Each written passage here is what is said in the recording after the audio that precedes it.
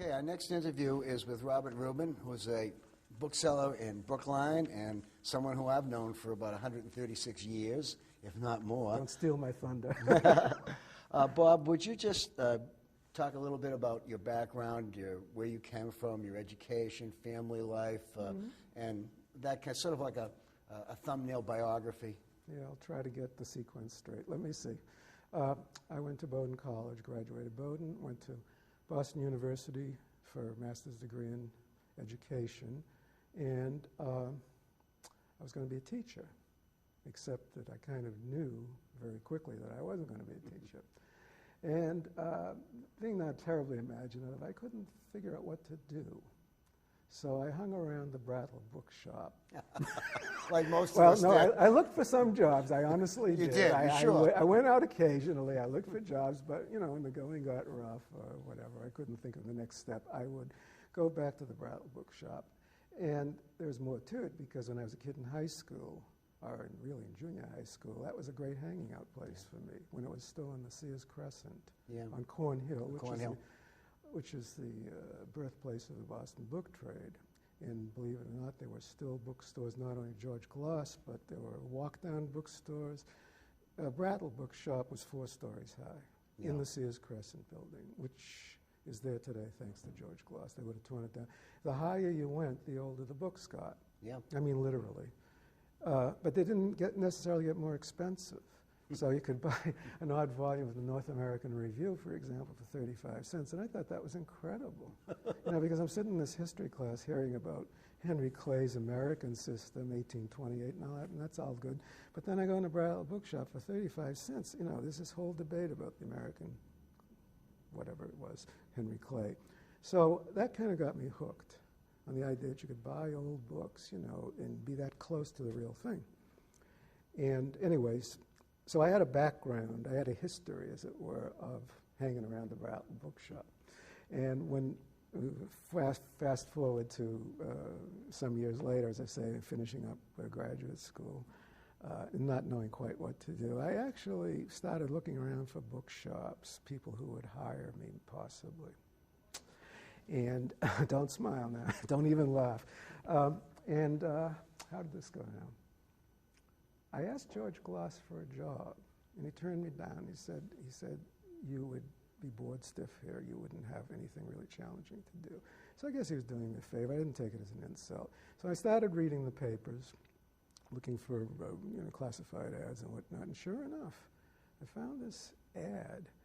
No, there's more to it. I found an ad for a place in Stoneham, Mass, which is north of you know where. And I sort of had that in the back of my mind. And around that time, my sister was moving to Stoughton. Sounds similar. And she had already moved, and I guess I went to see her one afternoon. And I looked in the paper, and there's an ad for a bookshop. And I said, well, what's a Stoneham ad? I see the STO. I said, what's the Stoneham ad doing in a Stoughton paper? And I looked more carefully. Well, it wasn't Stoneham. It was Stoughton. So what goes around comes around. Do you remember the last time you had an interview with me? Yeah, it was about 130 years ago. No. It was January of 1970. I came looking for a job. You were advertising for a shipper, Western Hemisphere. Have I got that right? Yeah, we were looking for someone to ship books. And I think I made note of the ad and the information, and I went home and thought it over, and then I made a telephone call, and I got an appointment with you. You were there, Gene Schwab, your partner, was not there at the time. But I had an interview with you. It was just like this. Yeah. Except we weren't laughing so much. Yeah. We should have only known. Yeah, well, if I had known then what I know now. Right. You wouldn't have hired me. Well, anyways, you were very clear and honest about the fact that what you wanted was a ship. You didn't want somebody to run the organization and go to Swan Auctions the next morning and all that kind of thing. So I said, okay. I said, I'll be a shipper, but I'll be honest, too, because that's not what I want to do. I want to buy and sell books. And you said that was certainly in the picture, but, let's start out here and see how it can progress to that point, which it did. I think within about 2 months I was sort of going out buying stuff. Yeah.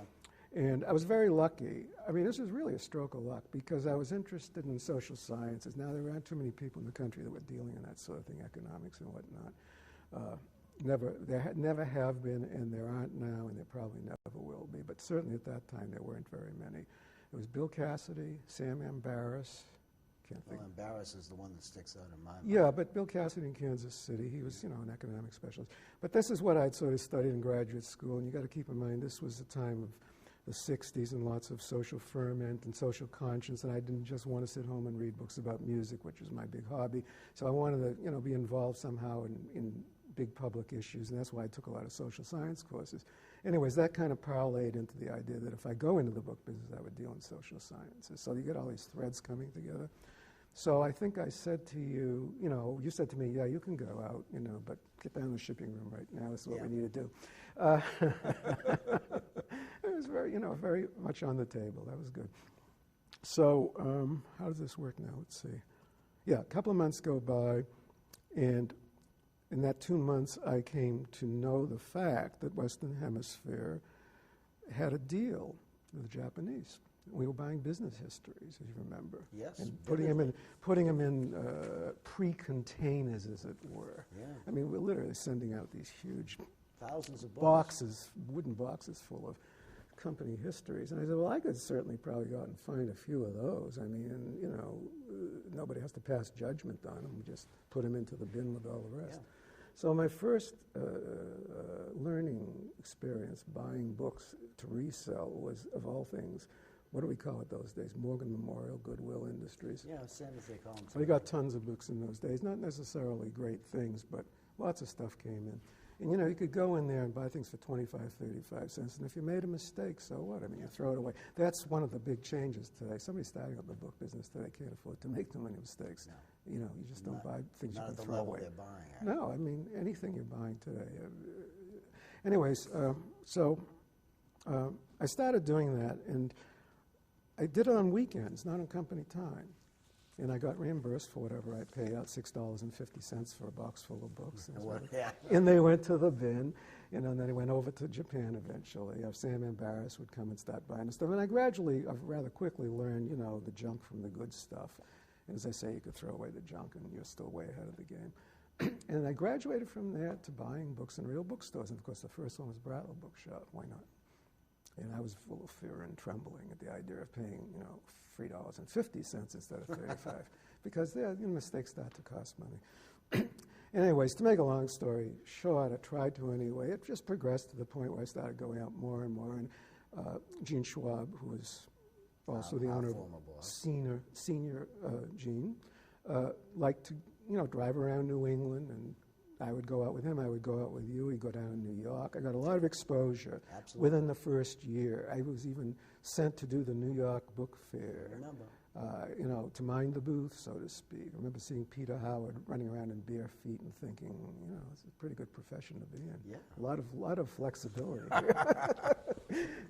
Anyways, so I sort of rose up in the experience ladder pretty quickly, and it got to the point, I guess, where it was very clear it was not a good idea to have me in the shipping room. I better be doing other things. So I kind of really developed the whole social sciences activity Economics, mostly economics, really. And not just business history, but real economics. I was starting to learn, from Sam Ambaris's catalogs, particularly, and from him, there were serious books in this field. Oh, yeah. I mean, serious money books. I mean, I think Adam Smith cost $750 for first edition of Wealth of Nations at that time. Well, yeah. It was under 1,000. Yeah. I got to tell you a good story. Okay, well, tell it. I never told you this, but I think either you or Gene Schwab, this is probably within the first year, sent me up to Tim Trace, because Tim Trace called Gene and said, I've got a first edition of Wealth of Nations. He sent me up to look at it and buy it if it was okay. So I went up. I'd never seen it. I knew who he was, but I'd never been there. And I went. It was very nice and great guy, so I'd heard, and it was all quite true. He showed me this set to die for. It was the most beautiful set in the world. It was $1,000. And he then said to me, there's only one very slight problem. He says, one of the signatures is misbound. It was there, but it was, not where it's supposed to F came after K instead of after whatever the letter of the alphabet is before F.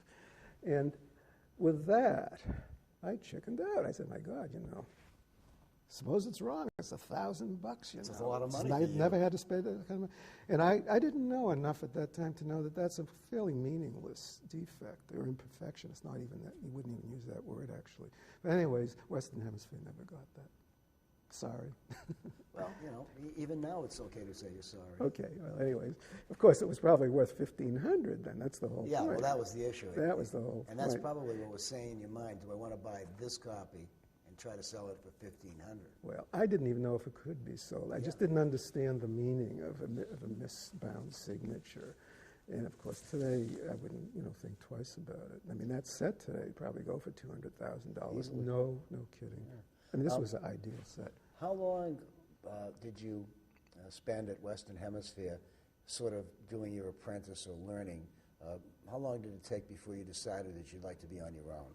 Well, 8 years. Gene Schwab got sick and tired, and he pushed me out the door. I would have been there longer. He pushed you and into your what he said business. to me? He said, because I was very anxious about going out on my own, and we always sort of had our little frictions there. Yeah, well, Gene who wasn't didn't? the easiest person, and I'm certainly not. So he just said, enough is enough, He said, believe me, he says, we can't be under the same roof any longer. That bad, huh? It wasn't that bad, but it could have gotten that bad. And he said to me, he says, the problem is you're worried. He says, you can do this with your left hand. And when he said that, I thought to me, this is pretty good moral support. Yeah. And I got a lot of moral support out of him, and you too. And I got a lot of experience in Western Hemisphere. I mean, this is the pitiable thing today about being in the book trade, that you can't quite get that degree of... The apprenticeship Well, kind of thing? also the generational depth. I mean, I'm working with you. You had worked with him. He had worked with this whole New York crowd back into the 30s. And all these people were still alive. Jake Blank. It was apprenticeship to apprenticeship to on and on and on. And we got to see all kinds of people. And I remember going to see Ben Tye and just legendary people. Yeah. So anyways, what was the question? Experience, I got tons of experience at Western Hemisphere. I mean, just endless amounts. And so you went into your own business. Well, I literally, in 1978, he said, this is it, go on your own. We can't be doing this together anymore, and you will have no problem. And he was very supportive, and he was absolutely right. So I did it. I got, it's like, you're going to dive in the pool or somebody's going to push you. And I did kind of know how to swim, so it was all right. So I started my own in 1978. Oh, wait a minute. Yeah, August of 78 I left. Where were you located? I was in at that point? Stoughton, and I stayed in Stoughton For how long? until 1986 and moved to Brookline. You moved to where you currently are. Exactly, yeah. Let's see. With regard to the internet, Bob, which we can't talk about the book business without talking about the internet. Yeah, talk these about days. a bottomless pit, but go ahead.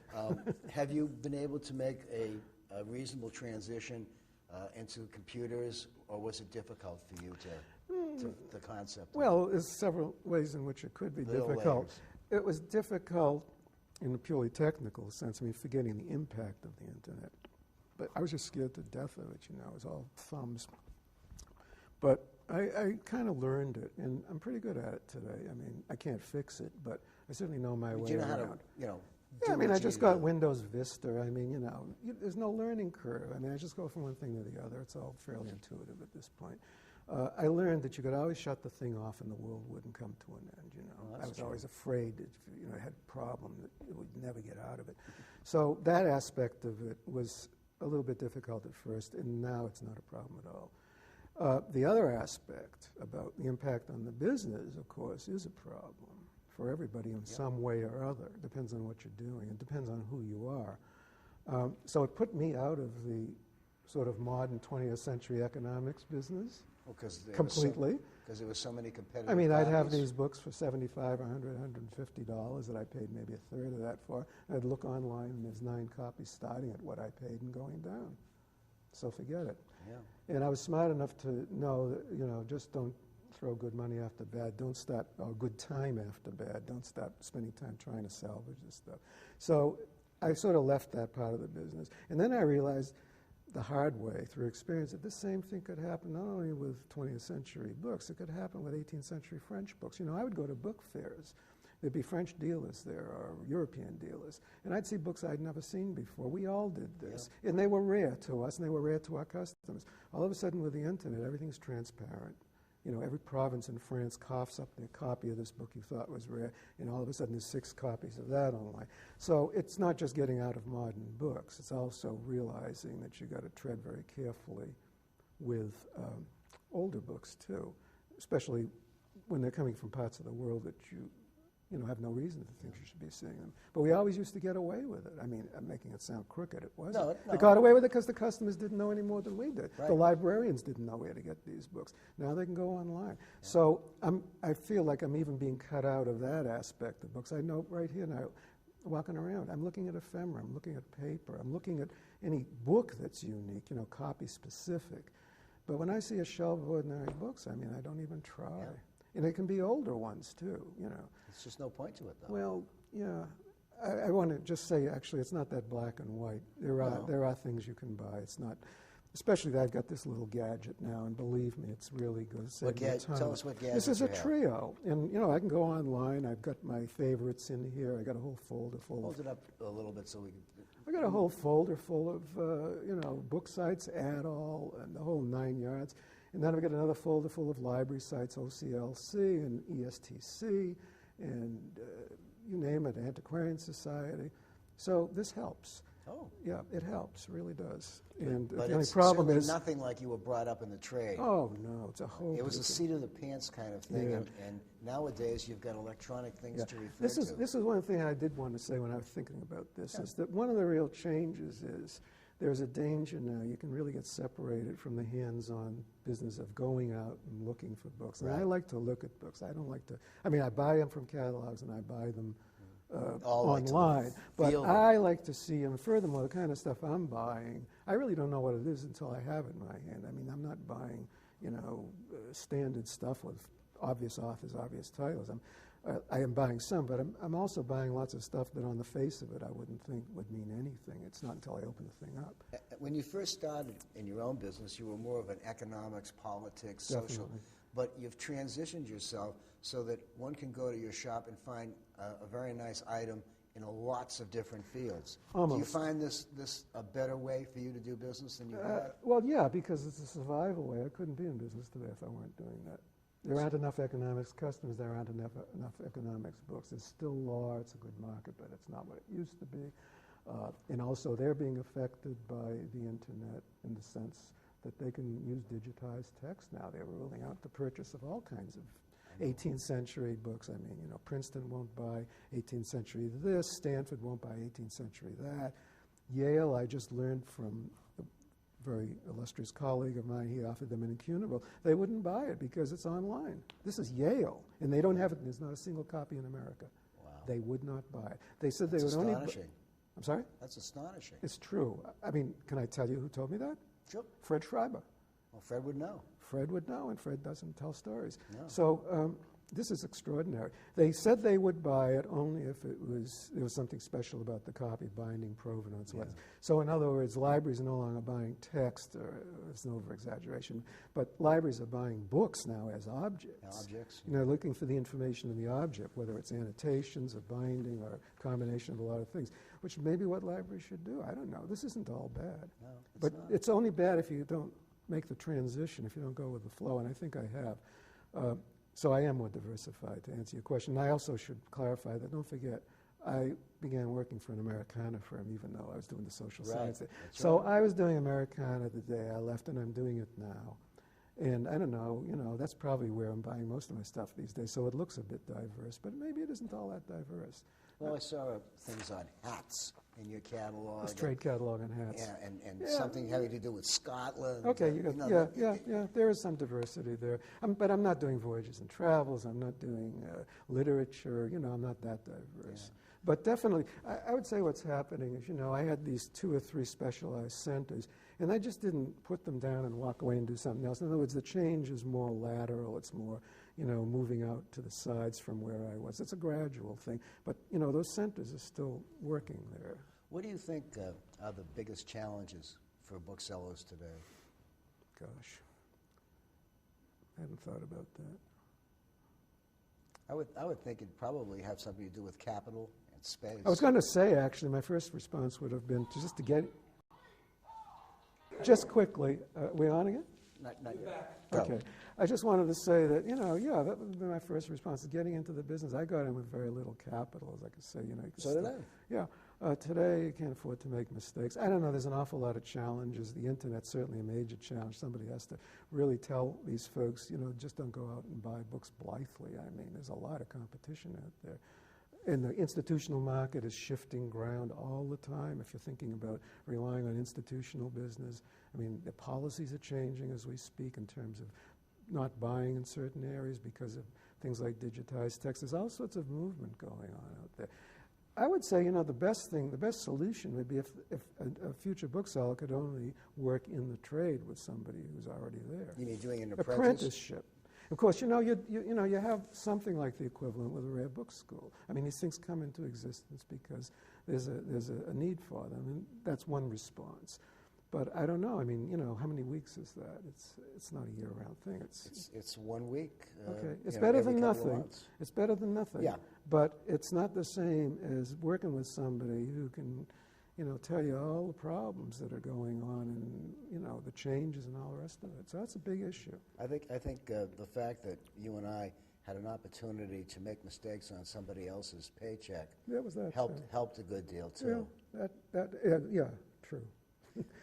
I like to think that the correct things outweigh the mistakes, and I'm sure they do. Well, yeah, but every now and then, nobody's perfect. Yeah, we're going to do something. The bosses make mistakes too. I think I remember. Not you. I don't mean you, boss. I mean the other boss. I make my mistakes the same as everybody else does, and I've got some screaming bad books on my shelves. I'm still doing it. I'm still doing it, but I mean, that's part of the thing. You have to prepare yourself for that. There was a school of thought at one point that said that booksellers are born and not made, that there is a certain gene that you have that you can look at books and tell the difference between what's good and what's not. I'm not so sure that that's 100% true, but you seem to have a feel for things that you can do well with that are off the beaten track. Yeah, I do have some of that, but I don't have it as much as certain people I can think of. Well, for example, who Matthew Needle is one of the unheralded geniuses. Absolutely, I agree. Of the book trade. I mean, I owe him a great deal, and I think a lot of other people do. But I never cease to be amazed at what you're talking about. This way he has of knowing the good from the bad in any field. And he doesn't have a lot of formal education. Oh, he does. He has a master's degree. He has a master's? Yeah, no, he has the same education I have. And he taught, too. I mean, he and I were on the same path. We both did the same thing. Anybody else you can think of that you would consider to be a good influence and an important bookseller that you deal with? Yeah, there's so many people. I mean, that's a hard question. I know it's a hard question, but just off the top of your head. You finally caught me. I can't do that. People ask me what's my favorite piece of music. I just shut up. I can't think of it. It's because there's so many things. There's so many of them. Yeah. No, there isn't any single one person. Let me ask you one other quick question before we cancel off this interesting interview. Okay. I'm curious. What we ask everybody is, think a minute. What percentage of your business do you do through catalogs? What percentage of your business is through the internet? And what percentage of your business might be from people physically coming to see you by appointment? Right. I'd say I sell almost nothing off the internet. It's not a matter of principle. It's not a matter of choice. I'm just lazy. I don't want to get involved in it. And it is a lot of work. You're doing a lot of stuff to sell a book, and I'd rather go out and look for books that I can sell to people I already know. And it's been working. I do one catalog a year, which I would say accounts for 25%. No, less, about 20% of the revenue. One book fair a year, which counts for, I don't know, another 8%, something like that. Dealers come to the house. I never tally it up, but it's significant. And what's the other ways I sell books? Quotes. Internet. No, my biggest way of selling. I don't. It's through quotation. Most of my business is through quotes. I'd say dealers next. The one annual catalog next, and then the one book fair in terms of proportions. And I don't know what the exact figures are. You want to ask me the question about libraries versus private customers? No. Okay, good, because I don't know the answer to Because that. most of us don't know the answer to that question. Oh, you could do it. You go through your records and tally up, but I never do that. But we've got about a minute or so left. And let me just, if a young bookseller comes to you and says, Mr. Rubin, I've got an inventory and I'd like to get into the book business, what is your advice? What advice might you give to a young bookseller who approaches you on that basis? Well, the first thing I had to do was ask them some questions. I wouldn't know what advice to give them until I knew what the issues were. If the person is doing something that's just a sure win, at least in my mind, that's one thing. If the person is, barking up the wrong tree, I'd try to tell them that. In any case, I would just tell them to be very circumspect and get as much feedback and contact and maybe even collaboration as they can with people who've been in the trade. It seems to be a general rule of thumb about that. Yeah. Just quickly, Bob, can you think of a particular great buy? Oh, I knew you were going to ask. That goes in the same category as my favorite piece of music. Okay, so you can't think of anything in particular to Well, can you think of something that you blew? Oh, God, yes. If you can't think of something good, there is a bad. certain bookstore in New York. I Yeah. won't name them, Okay. because they're good people, but they don't always get it right. And they called me up one day, and I was in a really pissy mood about being in the book business, and I was just tired, and I had spent a lot of money, and I thought I'd been making mistakes. I didn't want to get any deeper in. They offered to send me on approval an incunable for $3,600 net. And I've been doing business, I know. And it wasn't a big book, it was a pamphlet, and it was related to economics in a serious way. And I kind of knew about it. It was something of a classic. But then they started to describe the condition to me, and it sounded like a basket case. And I was just at some point where I didn't want to spend $50 on something that was wrong, let alone $3,600. And I said, no, the guy pleaded with me. And so I hung up the phone, and a couple of days went by, and then I started to, realize this could be a mistake. So I ran over to Houghton to do some checking on this in terms of holdings and whatnot. And I went back to my own reference library and started reading about this author. I said, well, I better call him up. He says, well, no, I won't call him up. This was a Wednesday, let's say, because I'm going to be in New York on Thursday. The next day, I'll just go up there and buy it. And look at the condition first. But I said, unless it's total wreck, from what I know now, $3,600 you couldn't lose. So I went up. He says, we sold it yesterday. Let's see, I'm trying to remember how this went. Ursus got the book from the customer that bought it from Strand. Sold it for $125,000 to Simon Finch. Wow. That's a mistake. Well, I would think $3,600 to $125,000. There's some room for negotiation. All I could say in my defense is I finally realized that this, and if I'd called them when I called them, I probably would have had it. It was in the morning, Wednesday morning. I just said, I'll be in New York the next day. Who the hell's going to go up to this place and buy an incunable? It's not a place where you'd expect to find an incunable. Yeah. And they didn't have a clue. And that's why I assumed they just had a completely defective thing in front of them. All the pages were cut out and this, that, and the other. Well, all it was they'd been inlaid like people did in those days. It was only about a 25, 30-page thing, and people did that. Sometimes it was an absolutely perfect copy. I only saw it when Peter finally had it. And I was stupid enough to look at it. Well, sometimes we like to see our aggregations. You asked me. There's a good answer. That's a good answer. Well, that's a good place to stop our interview. Yeah, Bob. right. Thanks.